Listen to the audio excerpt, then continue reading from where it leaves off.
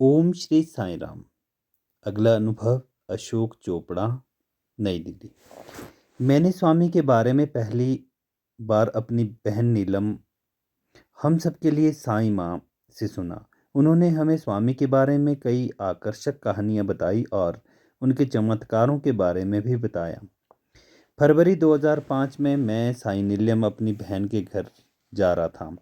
दिल्ली से चलने से पहले मैंने सोचा कि मैं साईं सच्चरित्र का पाठ एक दिन में करूँगा।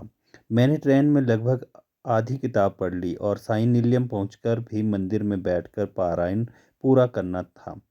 जैसे मैं स्वामी के चित्र के सामने खड़ा हुआ, पूर्ण रूप से आश्चर्यचकित होकर देखा कि चित्र में स्वामी का हाथ उठकर ऊपर आया।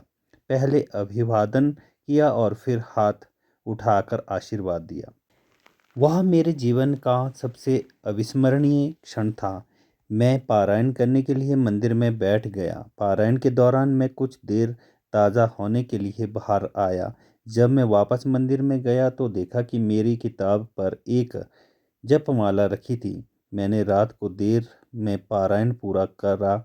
उसके बाद पारायण के दौरान मेरी किताब में एक चांदी का सिक्का, एक मणि और बहुत सारी विभूति आई।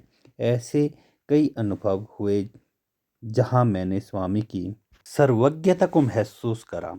मुझे याद है कि कैसेट प्लेयर में बिना कैसेट के भजन बजने लगते थे। जिस दिन मुझे साईं निलयम से जाना था, मैं मंदिर में स्वामी का आशीर्वाद लेने के लिए गया तो हरि नारायण मेरा पसंदीदा भजन लगातार कई बार बजा।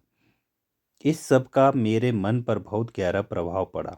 भगवान की दया और अनुग्रह ने मेरे हृदय को छूकर मुझे एक आध्यात्मिक व्यक्ति बना दिया।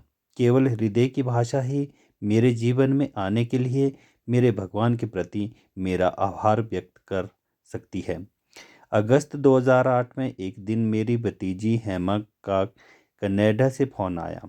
उसने बताया कि स्वामी उसके सपने में आए और उसे निर्देश दिया कि वह मुझे सूचित करे कि मैं अपनी मेडिकल जांच तुरंत कराऊं। मेरे लिए यह मेरा प्रभु का आदेश था और अगली सुबह मैं अपनी जांच करवाने के लिए अस्पताल गया। वहां हृदय की जांच करने पर पता चला कि 90% रुकावट थी और तत्काल सर्जरी की ज़रूरत है। जब मैं अस्पताल में था, महाशिवरात्रि के दिन भगवान शिव ने जब साईं माँ को दर्शन दिए तो अपने कमंडल से पवित्र जल प्रसाद में दिया। साईं माँ ने यह जल भेजा और मुझे ऑपरेशन से कुछ घंटे पहले मिल गया। ऑपरेशन थिएटर में एक नर्स स्वामी की तस्वीर लेकर आई और मेरे तकिए के नीचे रख दी। अब मुझे वहाँ स्वामी की दिव्य उपस्थिति का विश्वास था और मुझे बिल्कुल डर नहीं लगा। स्वामी के अनुग्रह से सर्जरी ठीक से हो गई। मेरा जीवन पूरी तरह से बदल गया। स्वामी के साथ जो मेरे जीवन में खुशी आई है वह बहुत गहरी है। मैं सोच भी नहीं सकता कि अगर मैं स्वामी के चरणों में नहीं आता तो मेरा जीवन कैसा होता।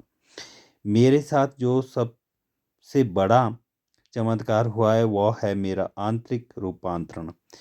मेरी स्वामी से प्रार्थना है कि वे हमेशा अपना अनुग्रह अपने सभी भक्तों पर बरसाते रहें। मैं स्वामी से प्रार्थना करता हूँ कि मैं अपनी आखिरी सांस तक उनकी छत्र छाया में अपना जीवन बिताऊंगा। ओम श्री साईं राम।